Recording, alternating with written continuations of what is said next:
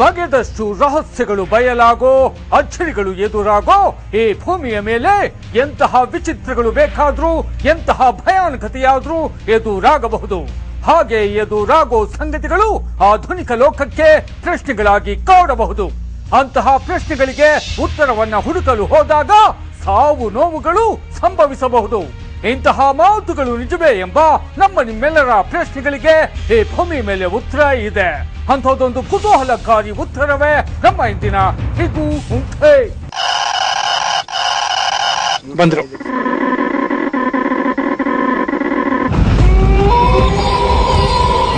ಉತ್ತರ ಸಿಗದ ಪ್ರಶ್ನೆಗಳಿಗೆ ಉತ್ತರವನ್ನ ಹುಡುಕಲು ಹೋದಾಗ ವಿಚಿತ್ರಗಳು ಎದುರಾಗುತ್ತವ, ಸಾವು ನೋವುಗಳು ಸಂಭವಿಸುತ್ತವ.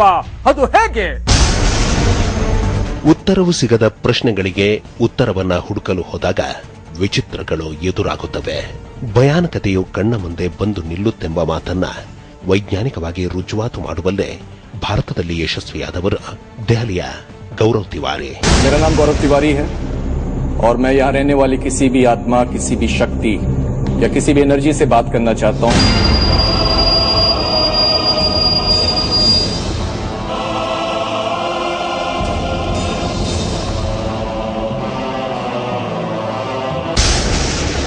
ಪ್ರೇತಾತ್ಮಗಳ ಬೇಟೆಗಾರ, ಅಸ್ವಾಭಾವಿಕ ಶಕ್ತಿಗಳ ಅನ್ವೇಷಕರೆಂದೇ ಅಂತಾರಾಷ್ಟ್ರೀಯ ಮಟ್ಟದಲ್ಲಿ ಖ್ಯಾತಿಯನ್ನು ಪಡೆದಿದ್ದ ಗೌರವ್ ತಿವಾರಿ ಕೆಲವೊಂದು ಉಪಕರಣಗಳ ನೆರವಿನೊಂದಿಗೆ ಪ್ರೇತಾತ್ಮಗಳ ಜೊತೆಯಲ್ಲಿ ಮಾತನಾಡುತ್ತಿದ್ದರು. ಪ್ರೇತಾತ್ಮಗಳು ಆಡುವ ಮಾತನ್ನ ರೆಕಾರ್ಡ್ ಮಾಡುತ್ತಿದ್ದರು.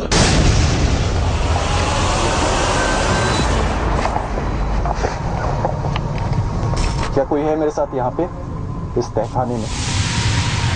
हम यहाँ पे सिर्फ आपसे बात करने आए, आपके बारे में जानने आए.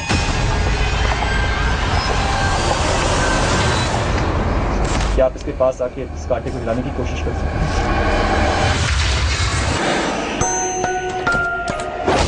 क्या आप यहाँ से आने जाने वाले लोगों को डराने की कोशिश करते हैं रात में?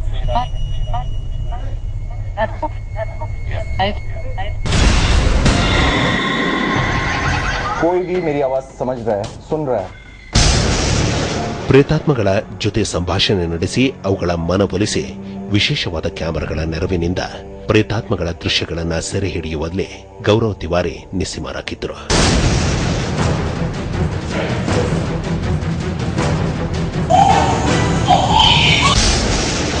ವಿಚಿತ್ರತೆಯನ್ನ, ಭಯಾನಕತೆಯನ್ನ ಬೆನ್ನಟ್ಟಿ ಭಾರತ ಸೇರಿದಂತೆ ಜಗತ್ತಿನಾದ್ಯಂತ ಹೆಸರು ಮಾಡಿರುವ ಗೌರವ್ ತಿವಾರಿಯ ಜೀವನದಲ್ಲಿ ಜುಲೈ 7ರಂದು ಒಂದು ವಿಚಿತ್ರ ನಡೆದುಬಿಟ್ಟಿತು.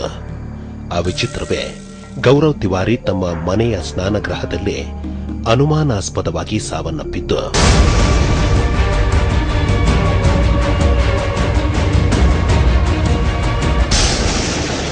ಪ್ರೇತಾತ್ಮಗಳ ಬೇಟೆಗಾರನ ಸಾವು ಇದೀಗ ನಾನಾ ಅನುಮಾನಗಳಿಗೆ ಎಡೆಮಾಡಿಕೊಟ್ಟಿದೆ. ಪೊಲೀಸರ ಪ್ರಕಾರ ಗೌರವ್ ತಿವಾರಿ ಆತ್ಮಹತ್ಯೆ ಮಾಡಿಕೊಂಡು ಸಾವನ್ನಪ್ಪಿದ್ದಾರೆಂಬುದು. ಆದರೆ ಆತ್ಮಹತ್ಯೆಗೆ ಕಾರಣ ಇಲ್ಲವೆಂಬ ಮಾತು ಮನೆಯವರದ್ದು. ಅದರ ಜೊತೆಗೆ ಕೆಲವು ದಿನಗಳ ಹಿಂದೆ ಮನೆ ಮಂದಿಯ ಮುಂದೆ ತನಗೆದುರಾಗುತ್ತಿದ್ದಂತಹ ಒಂದು ವಿಚಿತ್ರವನ್ನ ಗೌರವ್ ತಿವಾರಿ ಹೇಳಿಕೊಂಡಿದ್ದರಂತೆ. ಹಾಗೆ ಹೇಳಿಕೊಂಡ ವಿಚಿತ್ರ ಸಂಗತಿಯೇ ತನ್ನನ್ನ ಒಂದು ಪ್ರೇತ ಶಕ್ತಿ ಸೆಳೆಯುತ್ತಿದೆ ಎಂಬುದು. ಪ್ರೇತಾತ್ಮಗಳ ಜೊತೆಯಲ್ಲಿ ನಿರ್ಭೀತಿಯಿಂದ ಮಾತನಾಡುತ್ತಿದ್ದ ಗೌರವ್ ತಿವಾರಿ ಅಂದು ಮುಂಜಾನೆ ಬಾತ್ರೂಮ್ಗೆ ಹೋದಾಗ ಒಂದು ಜೋರಾದ ಶಬ್ದ ಕೇಳಿಸಿತು.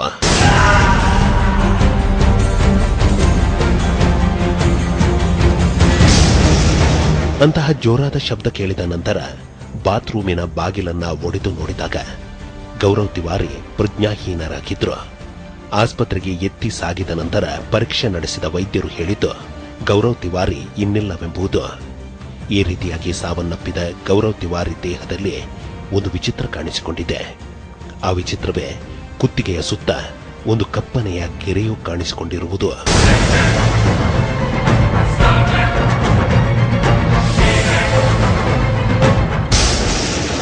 ಕುತ್ತಿಗೆಯ ಸುತ್ತಲೂ ಮೂಡಿರುವ ಅಂತಹ ಕಪ್ಪನೆಯ ಗೆರೆಯು ನಾನಾ ಅನುಮಾನಗಳಿಗೆ ಎಡೆ ಮಾಡಿಕೊಟ್ಟಿದೆ. ಪೊಲೀಸರ ಪ್ರಕಾರ ಆತ್ಮಹತ್ಯೆ ಎಂಬುದು, ಆದರೆ ಮನೆಯವರ ಪ್ರಕಾರ ತಮಗೇನು ತಿಳಿಯದಂತಾಗಿದೆ ಎಂಬುದು. ಕೆಲವರ ಪ್ರಕಾರ ಗೌರವ್ ತಿವಾರಿ ಕೆಲವು ದಿನಗಳ ಹಿಂದೆ ಮನೆಯವರಿಗೆ ತಿಳಿಸಿರುವಂತೆ ಪ್ರೇತಶಕ್ತಿಯ ಕಾರಣ ಇರಬಹುದೆಂಬುದು. ಕುತ್ತಿಗೆಯ ಸುತ್ತ ಮೂಡಿರುವ ಕಪ್ಪನೆಯ ಗುರುತು ಗೌರವ್ ತಿವಾರಿಯ ಸಾವಿನ ರಹಸ್ಯವನ್ನ ತಿಳಿಸುತ್ತಿದೆಯಾ?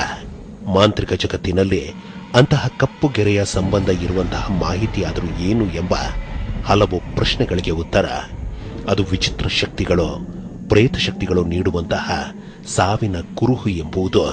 ಇಂತಹ ಮಾತುಗಳಿಗೆ ಈ ಭೂಮಿಯ ಮೇಲೆ ಕೆಲವೊಂದು ನಿದರ್ಶನಗಳು ನಮಗೆ ಸಿಗುತ್ತವೆ. ಅಂತಹ ನಿದರ್ಶನಗಳಲ್ಲಿ ಒಂದು ಕನಕಪುರ ತಾಲೂಕಿನ ತೋಟಹಳ್ಳಿಯ ಈ ಮನೆ.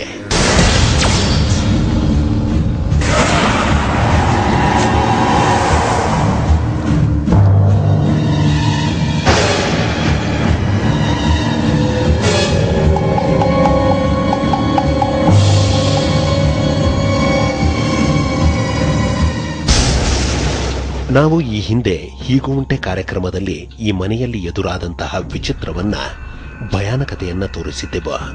ಅಸಲಿಗೆ ಈ ಮನೆಯಲ್ಲಿ ಎದುರಾಗಿದ್ದ ವಿಚಿತ್ರವಾದರೂ ಏನು ಎಂಬ ಹಲವು ಪ್ರಶ್ನೆಗಳಿಗೆ ಉತ್ತರ ರಾಜುರವರ ಮಕ್ಕಳು ಒಂದೇ ರೀತಿಯಲ್ಲಿ ಸಾವನ್ನಪ್ಪಿದ ನಂತರ ಕುತ್ತಿಗೆಯ ಸುತ್ತ ಕಪ್ಪನೆಯ ಗೆರೆಯು ಕಾಣಿಸಿಕೊಂಡಿದ್ದು.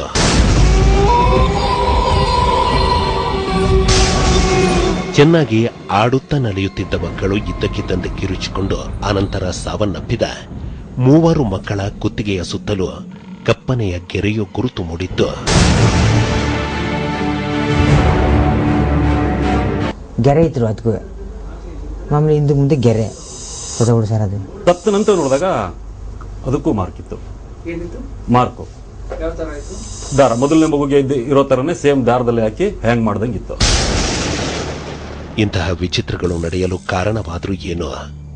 ಅಂತಹ ವಿಚಿತ್ರ ಶಕ್ತಿಗಳಿಂದ, ಅಂತಹ ಅಗೋಚರ ಆತ್ಮಗಳಿಂದ ಸಾವು ಸಂಭವಿಸುತ್ತಾ? ಅಂತಹ ಸಾವುಗಳು ಉತ್ತರಿಸಲಾಗದಂತಹ ಪ್ರಶ್ನೆಗಳಾಗಿ ಕಾಡುತ್ತವ ಎಂಬ ಪ್ರಶ್ನೆಗಳನ್ನು ಹಿಡಿದು ನಾವು ಓರ್ವ ನಿಧಿ ಶೋಧಕರನ್ನ ಭೇಟಿಯಾದೆವು. ಅಗೋಚರ ಶಕ್ತಿಗಳಿಂದ ಭಯಾನಕತೆಯು ಎದುರಾಗುತ್ತಾ? ನಿಧಿ ತೆಗೆಯಲು ಮುಂದಾದಾಗ ಅಗೋಚರ ಶಕ್ತಿಗಳಿಂದ ಎದುರಾದಂತಹ ಭಯಾನಕತೆಯಾದ್ರೂ ಎಂತಹದ್ದು ತಿಳಿಯೋಣ ಒಂದು ಸಣ್ಣ ಬ್ರೇಕ್ ನಂತರ.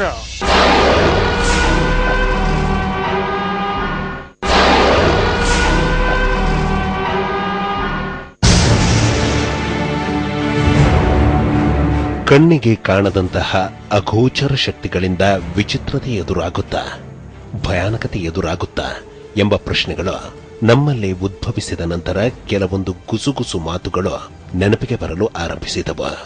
ಅಂತಹ ಮಾಹಿತಿಗಳೇ ನಿಧಿ ತೆಗೆಯಲು ಹೋದಾಗ ಹಾಗಾಯಿತು, ಹೀಗಾಯಿತು, ರಕ್ತಕಾರಿ ಸತ್ತರು, ಇಡೀ ವಂಶವೇ ನಿರ್ವಂಶವಾಯಿತೆಂಬ ಮಾತು.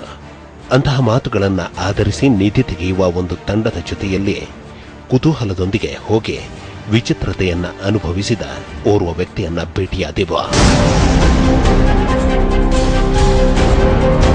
ನನ್ನ ಮುಖವನ್ನ ತೋರಿಸದೇ ಇದ್ರೆ ನಾನು ನನಗೆದುರಾದ ಕೆಲವೊಂದು ವಿಚಿತ್ರಗಳನ್ನ ತಿಳಿಸುತ್ತೇನೆಂದು ಹೇಳಿದ ಈ ಯುವಕ ಒಂದು ತಂಡದ ಜೊತೆಯಲ್ಲಿ ಕುತೂಹಲದೊಂದಿಗೆ ಅದೊಂದು ರಾತ್ರಿ ನಿಧಿ ತೆಗೆಯಲು ಹೋದನಂತೆ.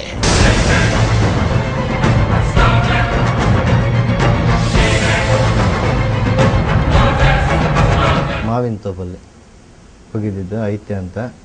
ಅದು ಶಾಸನ ಎಲ್ಲ ಇತ್ತು, ಪಕ್ಕ ಶ್ಯೂರಿಟಿ ಆಗಿತ್ತು. ಹೋಗಿದ್ವಿ, ನೋಡ್ಕೊಂಡ್ವೆಲ್ಲ, ನೋಡಿಸ್ತೀವೆಲ್ಲ ಪಕ್ಕ ಇದೆ ಅಂತ ಹೇಳಿದ್ರು ಅವರು.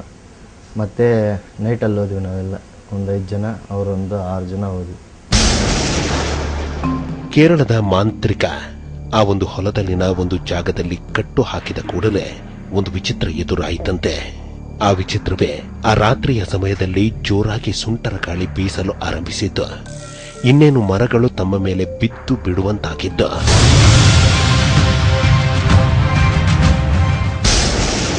ವಿಪರೀತವಾದ ಗಾಳಿ ಇದ್ದಕ್ಕಿದ್ದಂತೆ ಸೃಷ್ಟಿಯಾದ ನಂತರ ಭಯವಾದರೂ ಸಹ ಆ ಮಾಂತ್ರಿಕ ಪೂಜೆಯನ್ನ ಮುಂದುವರಿಸಿದನಂತೆ. ಹಾಗೆ ಪೂಜೆಯನ್ನ ಮುಂದುವರಿಸಿದ ನಂತರ ಒಂದು ವಿಚಿತ್ರ ಎದುರಾಯಿತಂತೆ. ಆ ವಿಚಿತ್ರವೇ ಒಂದು ದಪ್ಪನೆಯದಾದ ನಾಗರ ಹಾವು ಇದ್ದಕ್ಕಿದ್ದಂತೆ ಅಗೆದಂತಹ ಸ್ಥಳದಲ್ಲಿ ಕಾಣಿಸಿಕೊಂಡಿದ್ದು. ಅದು ಕಾಣಿಸಿದ ಕೂಡಲೇ ಎಲ್ಲರೂ ಅಲ್ಲಿಂದ ಓಡಿದ್ದು.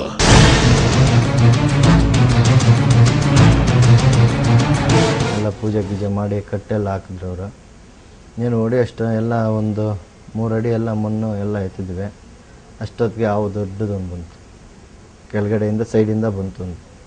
ತುಂಬ ದೊಡ್ಡದಾಯ್ತು ಅವು. ಮತ್ತೆ ಎಲ್ಲ ನೋಡಿಬಿಟ್ಟು ಅವರೇ ಓಡೋದ್ರು. ನೋಡಿಬಿಟ್ಟು ನಾವು ಮಾಡ್ತೀವಿ ಅಂತ ಬಂದವರು ಅವರೇ ಓಡೋದ್ರು. ನಾವು ಓಡೋದ್ವಿ, ನಾವು ಇರಲಿಲ್ಲ ಸರ್ ಅಲ್ಲಿ.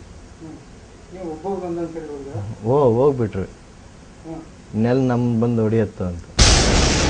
ಹಾವು ಕಾಣಿಸಿಕೊಂಡ ನಂತರ ಓಡಲು ಆರಂಭಿಸಿದ ನಂತರ ಮತ್ತೊಂದು ವಿಚಿತ್ರ ಎದುರಾಯಿತಂತೆ. ಆ ವಿಚಿತ್ರವೇ ಒಂದು ಬಿಳಿಯ ಆಕೃತಿ ಕಾಣಿಸಿಕೊಂಡಿದ್ದು ತಮ್ಮನ್ನ ಅಟ್ಟಿಸಿಕೊಂಡು ಬರುವಂತಾಗಿತ್ತು.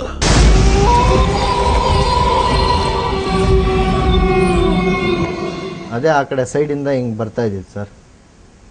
ಆ ಯಾವ ಬಂದಮೇಲೆ ಒಂದು 5 ನಿಮಿಷಕ್ಕೆ ನಾವೆಲ್ಲ ಓಡ್ತಾ ಇದ್ರೆ ಅವಾಗ ಬಂದಿದ್ದು ಅದು ನಮ್ಮನ್ನು ಓಡಿಸ್ಕೊಂಡು. ವೈಟ್ ಸಾರಿ ಕಟ್ಕೊಂಡಿದ್ದು. ಇದೆಲ್ಲ ರಿಯಲ್ ಸರ್, ಇದು ಡೂಪ್ ಅಲ್ಲ. ನಿಧಿ ತೆಗೆಯಲು ಮುಂದಾಗಿ ವಿಚಿತ್ರತೆಯನ್ನ ಅನುಭವಿಸಿದ ಈ ಯುವಕ ನಿಧಿ ತೆಗೆಸಲು ಮುಂದಾದ ಇವರ ಪರಿಚಯಸ್ಥರ ಒಂದು ವಿಚಿತ್ರ ಸಂಗತಿ ತಿಳಿಸಿದ. ಆ ವಿಚಿತ್ರ ಸಂಗತಿಯೇ ನಿಧಿ ತೆಗೆಯಲು ಮುಂದಾದ ಇವರ ಪರಿಚಯಸ್ಥರ ಕುಟುಂಬದ ಇಬ್ಬರು ಕಾರಣವಿಲ್ಲದೆ ವಿಚಿತ್ರವಾಗಿ ಸಾವನ್ನಪ್ಪಿದರೆಂಬುದು.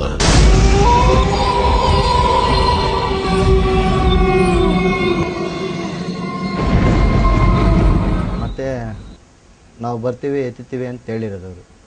ಹೋಗಿ ಆಗಿದ್ದಾರೆ ಒಂದು 3-4 ಕಡೆ, ಏನೂ ಇಲ್ಲ. ಮತ್ತೆ ಒಂದು 2-3 ತಿಂಗಳಾಯ್ತಾ, ಇನ್ನೊಬ್ಬ ಮಗನಿದ್ನು ಪಾಪ, ಅವನು ಸತ್ತೋದ್ನು.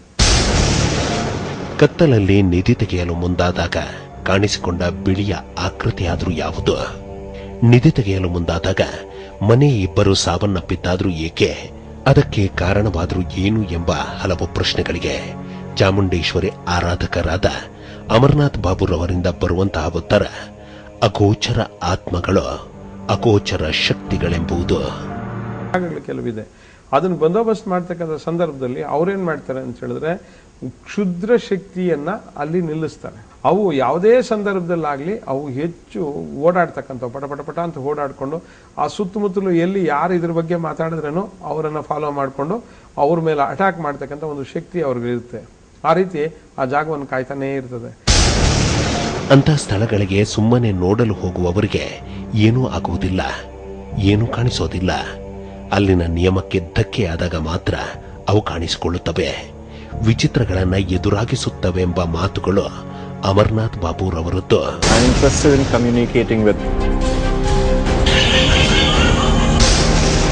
ಗೌರವ್ ತಿವಾರಿಯವರ ಸಾವಿಗೆ ಸಂಬಂಧಿಸಿದಂತೆ ಮಾತನಾಡಿದ ಅಮರನಾಥ್ ಬಾಬುರವರು ಒಂದು ಸಂಗತಿಯನ್ನ ತಿಳಿಸಿದ್ರು. ಆ ಸಂಗತಿಯೇ ಪ್ರೇತಾತ್ಮಗಳ ಬೆನ್ನಟ್ಟಿ ಹೋಗೋ ಜನರು ಮೊದಲಿಗೆ ತಮ್ಮ ಆತ್ಮಶಕ್ತಿಯನ್ನ ಹೆಚ್ಚಿಸಿಕೊಳ್ಳಬೇಕೆಂಬುದು, ದೈವ ಪ್ರೇರಣೆಯನ್ನ ಪಡೆದುಕೊಳ್ಳಬೇಕೆಂಬುದು. ನೆಗೆಟಿವ್ ಎನರ್ಜಿ ಯಾರಾದರೂ ಹುಡುಕಬೇಕು, ಅದ್ರ ಬಗ್ಗೆ ತಿಳ್ಕೋಬೇಕು, ಹೋಗ್ಬೇಕು ಅಂತ ಹೇಳಿದ್ರೆ ಮೊದಲು ತನ್ನನ್ನು ತಾನು ಗಟ್ಟಿ ಮಾಡ್ಕೋಬೇಕು. ಗಟ್ಟಿ ಮಾಡ್ಕೊಳ್ಳೋದು ಹೇಗೆ ಅಂತ ಹೇಳಿದ್ರೆ, ದೇವರ ಪ್ರೇಯರನ್ನು ಹೆಚ್ಚಾಗಿ ಮಾಡಿ ತನ್ನಲ್ಲಿ ಸುತ್ತಲೂ ಇರ್ತಕ್ಕಂಥ ಅವರವನ್ನು ಬಂದೋಬಸ್ತ್ ಮಾಡಿಕೊಂಡು ತದನಂತರ ಅದನ್ನು ಹುಡುಕಾಡ್ಕೊಂಡು ಹೋದ್ರೆ ಆ ನೆಗೆಟಿವ್ ಎನರ್ಜಿ ನಮ್ಮ ಒಳಗಡೆ ತೂರ್ಲಿಕ್ಕೆ ಆಗೋದಿಲ್ಲ. ಆವಾಗ ಅದೇನೂ ಮಾಡ್ಲಿಕ್ಕೆ ಆಗೋದಿಲ್ಲ. ಆದರೆ ನಾವೇನ್ ಮಾಡ್ತೀವಿ ಅಂತ ಹೇಳಿದ್ರೆ, ಹುಡುಕ್ಲಿಕ್ಕೆ ಹೋದಾಗ ಅದೇನ್ ಮಾಡುತ್ತೆ ಇದೇನ್ ಮಾಡುತ್ತೆ ಅಂತಕ್ಕಂಥದ್ದು ಸತ್ಯ. ಆದರೆ ಅಂತ ಹುಡುಕಾಡ್ಲಿಕ್ಕೆ ಹೋದಂಥವ್ರು ಬಹಳಷ್ಟು ಜನ ಬಹಳಷ್ಟು ಏಟುಗಳು ಬಿದ್ದಿದೆ. ಬಹುಖ್ಯಾತಿಯ ಪ್ರೇತಾತ್ಮಗಳ ಬೇಟೆಗಾರ ಸಂಶೋಧಕ ಗೌರವ್ ತಿವಾರಿಯವರು ಸಾಯುವುದಕ್ಕೂ ಮುಂಚೆ ಮನೆಯವರ ಮುಂದೆ ಹೇಳಿಕೊಂಡಿದ್ದ ರೀತಿಯಲ್ಲಿ ಯಾವುದಾದರೊಂದು ಪ್ರೇತಶಕ್ತಿ ಆತನ ಸಾವಿಗೆ ಕಾರಣವಾಯಿತಾ? ಅಸಲಿಗೆ ಕಣ್ಣಿಗೆ ಕಾಣದ ಪ್ರೇತಾತ್ಮಗಳ ಜೊತೆಯಲ್ಲಿ ಮಾತನಾಡಬಹುದಾ? ಅವುಗಳ ದೃಶ್ಯಗಳನ್ನ ಸೆರೆ ಹಿಡಿಯಬಹುದಾ? ಅವುಗಳ ಧ್ವನಿಯನ್ನ ರೆಕಾರ್ಡ್ ಮಾಡಿಕೊಳ್ಳಬಹುದಾ ಎಂಬ ಪ್ರಶ್ನೆಗಳನ್ನು ಹಿಡಿದು ಗೌರವ್ ತಿವಾರಿಯವರು ಅಸ್ವಾಭಾವಿಕ ಶಕ್ತಿಗಳ ಬಗ್ಗೆ ಶಿಕ್ಷಣ ಪಡೆದಂತಹ, ಅಮೆರಿಕದ ಒಂದು ಶಿಕ್ಷಣ ಸಂಸ್ಥೆಯಲ್ಲಿಯೇ ತರಬೇತಿ ಪಡೆದಂತಹ, ಪದವಿಯನ್ನ ಪಡೆದಂತಹ, ಬೆಂಗಳೂರಿನಲ್ಲಿ ನೆಲೆಸಿರುವ ಡಾಕ್ಟರ್ ರಾಹುಲ್ ಕುಮಾರ್ ರವರನ್ನ ಭೇಟಿಯಾದೆವು.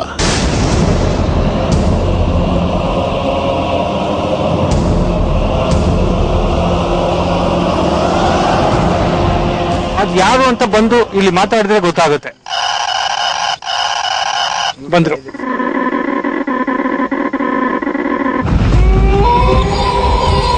ಪ್ರೇತಗಳ ಜೊತೆಯಲ್ಲಿ ಮಾತನಾಡಬಹುದಾ? ಉಪಕರಣಗಳ ನೆರವಿನಿಂದ ಅವುಗಳಾಡೋ ಮಾತನ್ನ ಧ್ವನಿ ಮುದ್ರಿಸಬಹುದಾ? ನಾವು ಆ ಒಂದು ತಾಣಕ್ಕೆ ಹೋದಾಗ ಎದುರಾದಂತಹ ವಿಚಿತ್ರವಾದ್ರೂ ಏನು ತಿಳಿಯೋಣ ಒಂದು ಸಣ್ಣ ಬ್ರೇಕ್ ನಂತರ.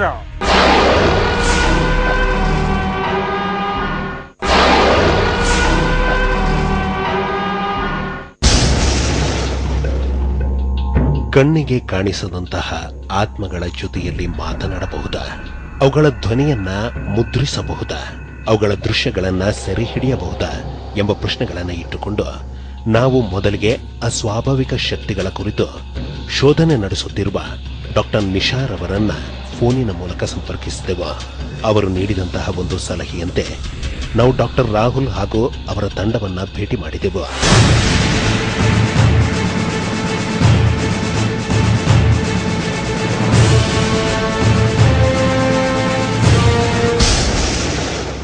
ಡಾಕ್ಟರ್ ರಾಹುಲ್ ರವರು ಮೂಲತಃ ದಂತ ವೈದ್ಯರು, ಜೊತೆಗೆ ಅಮೆರಿಕದಲ್ಲಿ ಅಸ್ವಾಭಾವಿಕ ಶಕ್ತಿಗಳ ಕುರಿತು ಪದವಿ ಪಡೆದಂತವರು.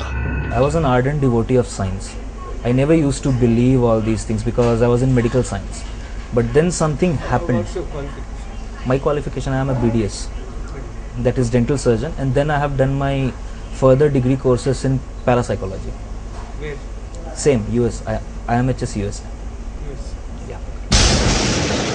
ದೆಹಲಿಯ ಗೌರವ್ ತಿವಾರಿಯವರು ಅಸ್ವಾಭಾವಿಕ ಶಕ್ತಿಗಳ ಕುರಿತು ಪದವಿಯನ್ನು ಪಡೆದಂತಹ ಅಮೆರಿಕದ ಒಂದು ಸಂಸ್ಥೆಯಲ್ಲಿ ಪದವಿಯನ್ನು ಪಡೆದಿರುವ ಡಾಕ್ಟರ್ ರಾಹುಲ್ ರವರು ಭಾರತದಲ್ಲಿ ಪೆಂಟಕಲ್ ಪ್ಯಾರಾನಾರ್ಮಲ್ ರಿಸರ್ಚ್ ಸೊಸೈಟಿಯನ್ನ ಆರಂಭಿಸಿದ್ದಾರೆ. ಆ ಸಂಸ್ಥೆ ಇದೀಗ ಬೆಂಗಳೂರಿನಲ್ಲೂ ಸಹ ಕಾರ್ಯನಿರ್ವಹಿಸುತ್ತಿದೆ. And I got certified as paranormal investigator. I came back to India. I started my own team called as... What you learned there? It's about metaphysics. Metaphysics is a part of physics where metaphysics explains about electromagnetic forces and how these energies work. Team ಪೆಂಟಕಲ್ನ doctor Rahul ಸೇರಿದಂತೆ ತಂಡದ ಎಲ್ಲಾ ಸದಸ್ಯರು ಈ ತಂಡವನ್ನ ಯಾವ ಕಾರಣಕ್ಕೆ ಸೇರಿದರೆಂಬ ಪ್ರಶ್ನೆಗಳಿಗೆ ಬೆಚ್ಚಿ ಬೀಳಿಸುವಂತಹ ಹಿನ್ನೆಲೆ ಇದೆ. ಅದನ್ನ ನಂತರ ತಿಳಿಯೋಣ. ಈ ತಂಡದ ಅಮಾರ್ತ್ಯರೊಬ್ಬರು ಮಾತ್ರ MBBS ಮಾಡುತ್ತಿದ್ದಾರೆ. ಉಳಿದವರೆಲ್ಲರೂ ದೊಡ್ಡ ದೊಡ್ಡ ಸಂಸ್ಥೆಗಳಲ್ಲಿ ಉನ್ನತ ಹುದ್ದೆಗಳಲ್ಲಿ ಕಾರ್ಯನಿರ್ವಹಿಸುತ್ತಿದ್ದಾರೆ. ಇಂತಹ ಸಂಗತಿಗಳ ನಡುವೆ ನಾವು ರಾಹುಲ್ರ ಮುಂದೆ ಕೆಲವೊಂದು ಪ್ರಶ್ನೆಗಳನ್ನು ಇಟ್ಟೆವು. ಆ ಪ್ರಶ್ನೆಗಳೇ ಉಪಕರಣಗಳ ನೆರವಿನಿಂದ ಪ್ರೇತಾತ್ಮಗಳ ಜೊತೆಯಲ್ಲಿ ಮಾತನಾಡಬಹುದೇ ಎಂಬುದು, ಪ್ರೇತಗಳ ಮಾತುಗಳನ್ನ ಧ್ವನಿಮುದ್ರಿಸಬಹುದಾ ಎಂಬುದು. ಅದಕ್ಕೆ ರಾಹುಲ್ ರವರು ಯಾವ ಯಾವ ಉಪಕರಣದಿಂದ ಏನೇನು ಕೆಲಸ ನಡೆಯುತ್ತೆಂಬುದನ್ನ ವಿವರಿಸಲು ಆರಂಭಿಸಿದ್ರು. ಇದು ಸ್ಪಿರಿಟ್ ಬಾಕ್ಸ್.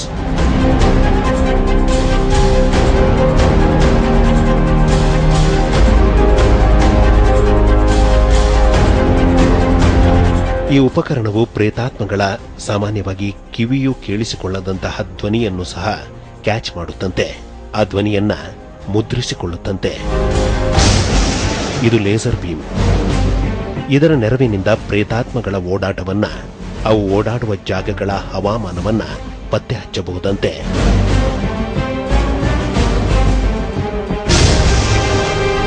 ಇದು ಲೇಸರ್ ಗ್ರಿಡ್. ಇದರ ನೆರವಿನಿಂದಲೂ ಸಹ ಪ್ರೇತಾತ್ಮಗಳ ಇರುವಿಕೆಯನ್ನ ಪತ್ತೆ ಹಚ್ಚಬಹುದಂತೆ.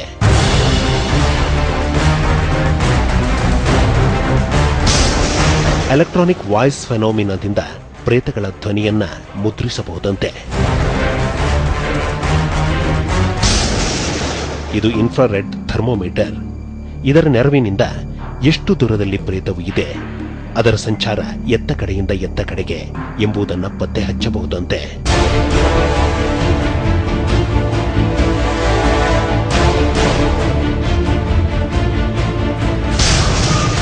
ಇದು ಗೋಸ್ಟ್ ಮೀಟರ್.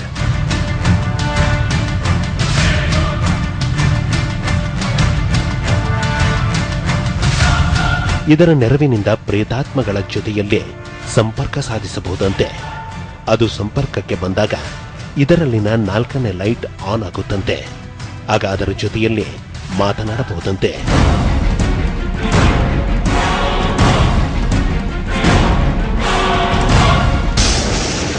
ಇಂತಹ ನಾನಾ ರೀತಿಯ ಉಪಕರಣಗಳ ನೆರವಿನಿಂದ ಪ್ರೇತಗಳ ಮಾತನ್ನ ಧ್ವನಿಮುದ್ರಿಸಬಹುದಂತೆ. ಅವುಗಳ ಚಲನವಲನಗಳನ್ನ ಸೆರೆ ಹಿಡಿಯಬಹುದಂತೆ. ಟೀಮ್ ಪೆಂಟಕಲ್ ಇಲ್ಲಿಗಾಗಲೇ ಕರ್ನಾಟಕದ ನಾನಾ ಭಯಾನಕ ಸ್ಥಳಗಳಲ್ಲಿ ಅನ್ವೇಷಣೆ ನಡೆಸುತ್ತಿದೆ. ಇಂತಹ ನಾನಾ ಉಪಕರಣಗಳು ಹೇಗೆ ಕಾರ್ಯನಿರ್ವಹಿಸುತ್ತವೆ, ಪ್ರೇತಾತ್ಮಗಳು ನಮ್ಮೊಂದಿಗೆ ಮಾತನಾಡುತ್ತವ ಎಂಬ ನಾನಾ ಪ್ರಶ್ನೆಗಳನ್ನು ಹಿಡಿದು ಉಪಕರಣಗಳೊಂದಿಗೆ ಭಯಾನಕತೆಗಳು ಎದುರಾಗುವಂತಹ ಒಂದು ತಾಣಕ್ಕೆ ಹೋದೆವು.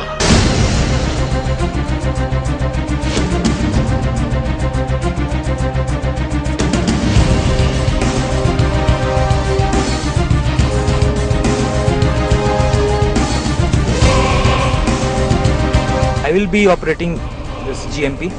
I am going to operate this electromagnetic radiation detectors. So I'll be operating EVP recorder. I too will be operating the EVP recorder. Laser ಉಪಯೋಗಿಸ್ತಾ ಇದ್ದೀನಿ.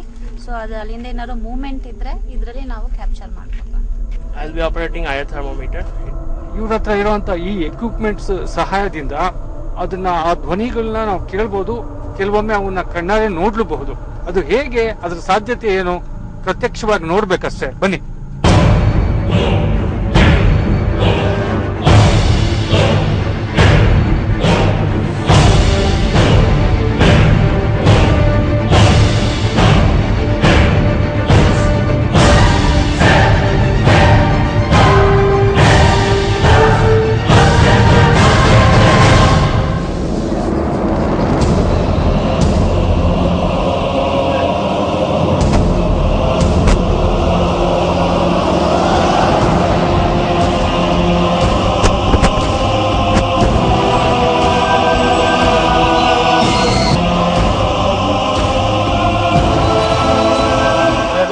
है और हमसे कम्युनिकेट करना चाहता है तो इस डिवाइस के जरिए हमसे कम्युनिकेट करें. मैं डॉक्टर राहुल टीम पेंटिकल से अपनी पूरी टीम के साथ यहाँ इन्वेस्टिगेट करने आया हूँ. मैं आपको कोई तकलीफ नहीं देना चाहता हूँ, मैं कुछ करना नहीं चाहता हूँ. मैं बस ये जानना चाहता हूँ कि क्या यहाँ पे कोई एनर्जी, कोई आत्मा कुछ है. ಡಾಕ್ಟರ್ ರಾಹುಲ್ ಅವರು ನಿಮ್ಗೊಂದು ಆಹ್ವಾನ ನೀಡ್ತಾವ್ರೆ. ನಿಮ್ ಜೊತೆ ಸ್ನೇಹಯುತವಾಗಿ ಮಾತಾಡ್ಬೇಕು ಅಂತ ಅವ್ರು ಇಚ್ಛೆ ಪಟ್ಟಿದ್ದಾರೆ. ನೀವು ಆ ತರ ಇದ್ರೆ ಬಂದು ಇಲ್ಲಿ ಮಾತಾಡಬಹುದು. ದಯವಿಟ್ಟು ನಿಮ್ ನಾವ್ ಯಾವ್ದೇ ತರ ತೊಂದರೆ ಕೊಡೋದಕ್ಕೆ ಬರ್ಲಿಲ್ಲ. ಬಂದ್ರು. ನೀವು ನಮ್ಮ ಹತ್ರ ಮಾತಾಡೋದಕ್ಕೆ ಇಷ್ಟಪಡ್ತೀರಾ? ಒಂದ್ಸಲ ದಯವಿಟ್ಟು ನಾನು ನಿಮ್ಗೆ ಯಾವ್ದೇ ತರ ತೊಂದರೆ ಕೊಡಕ್ ಬರ್ಲಿಲ್ಲ. ನಮ್ಮ ಹತ್ರ ಮಾತಾಡಿ ನಿಮ್ಗೆ ಏನು ಆಗ್ತಿದೆ, ಯಾಕೆ ನೀವು ಇಲ್ಲಿದ್ದೀರಾ, ನಿಮ್ಗೆ ಇಲ್ಲಿಂದ ಹೋಗೋದಕ್ಕೆ ಏನಾದ್ರು ಯಾರಾದ್ರೂ ತೊಂದರೆ ಮಾಡ್ತಿದಾರಾ ಅಂತ ದಯವಿಟ್ಟು ನಮ್ಗೆ ಹೇಳಿ. Ask her if she want us to investigate this place or not. ಹಾ, ನಿಮ್ಗೆ ಈ ಜಾಗ ನಾವಿಲ್ಲಿ ಹುಡುಕ್ತಿರೋದು ನಿಮ್ಗೆ ಇಷ್ಟನಾ?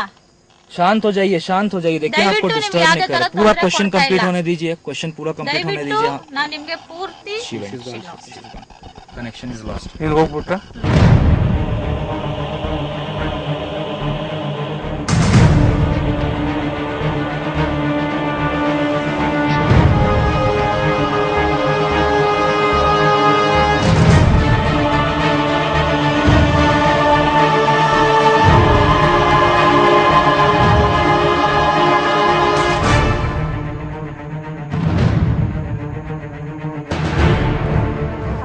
ನೀವು ಗಂಡಾತ್ಮನ ಹೆಣ್ಣಾತ್ಮನ?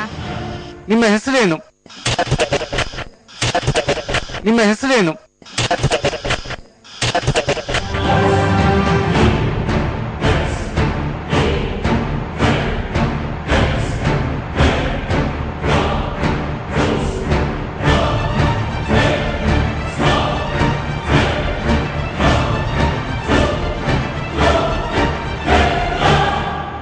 ಅಸಲಿಗೆ ಆ ಪ್ರೇತಾತ್ಮ ಹೇಳಿದ್ದಾದ್ರೂ ಏನು, ಆ ಪ್ರೇತಾತ್ಮದ ಹೆಸರಾದ್ರೂ ಏನು, ಅಲ್ಲಿ ನಡೆಯುವಂತಹ ವಿಚಿತ್ರಗಳಾದ್ರೂ ಏನು, ಭಯಾನಕತೆಯಾದ್ರೂ ಏನು, ಅಲ್ಲಿ ಸೇರೆ ಸಿಕ್ಕಂತಹ ದೃಶ್ಯಗಳಲ್ಲಿ ಕಂಡು ಬಂದದ್ದಾದ್ರೂ ಏನು, ಮುದ್ರಿತವಾದ ಧ್ವನಿಯಿಂದ ಬಯಲಾದಂತಹ ರಹಸ್ಯವಾದ್ರೂ ಏನು, ತಿಳಿಯೋಣ ಮುಂದಿನ ಭಾನುವಾರ ರಾತ್ರಿ 10:30ಕ್ಕೆ.